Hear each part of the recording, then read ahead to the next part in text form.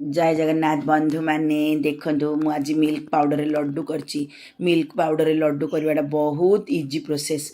वर्तमान गणेश पूजा आगू आसूची, प्लीज आपण एपरी लड्डू करंतु, गणपति की भोग लगातु। गोटे छोट पिला भी एपरी लड्डू करदेव।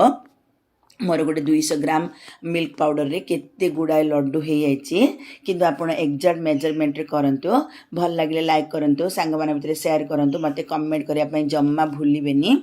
देखंतु आमर केते नरम लड्डू होइची। मु गोटे लड्डूटी आपन भांगी देखौची, बहुत कम समय भितर हो जाइए। चलतु करवा। ता पूर्व आपण को गाँव को देश को सहर देखुं प्लीज मत कमेंट करी कहतु। आपड़ दूर रही मोर सब वीडियो देखुं कहीं मत बहुत खुशी लगुच।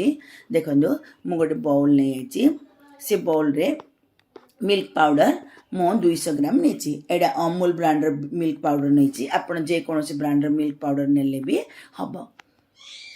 बर्तमान आम मिल्क पाउडर नहीं गले ए चीनी पकेबार किसी आवश्यकता नहीं।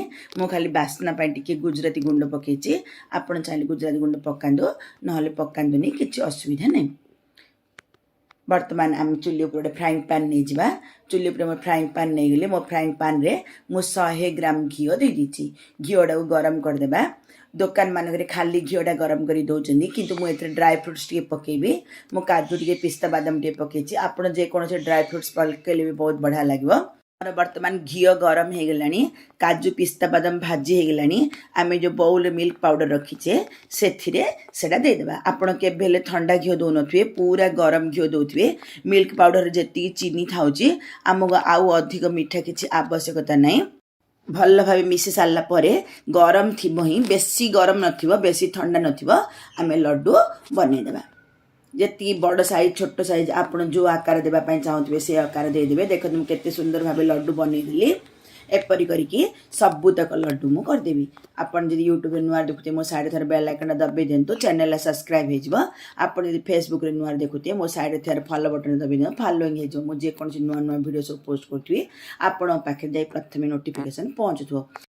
आपण जदि लड्डू बांधिला बेले लड्डूटा बांधि हेबनी, ताहले आउ 2 चामच खंडे घी गरम करिके सेथिरे पकई दियंतु। किंतु गरम थिबो ही आपण लड्डू गुडाक गढ़ी दियंतु। मोर टोटाल 200 ग्राम मिल्क पाउडर रे 14टा लड्डू हेची। मु छोटो साइज लड्डू करची। आपण चाहिले छोट बड़ जे कोनोसी साइज लड्डू करि परिबे। एपरी करंतु, गणपति को भोग लगातु। ए लड्डूटा गोटे मास रु 1.5 मास पर्यंत आराम से स्टोर होगी रही परिबो। ए लड्डूटा ठंडा हो सारा पर मुझे डब्बारे भर्ती कर रखीदेवी। एपरी करंतु, एंजॉय करंतु, कमेंट करेंगे। रही धन्यवाद।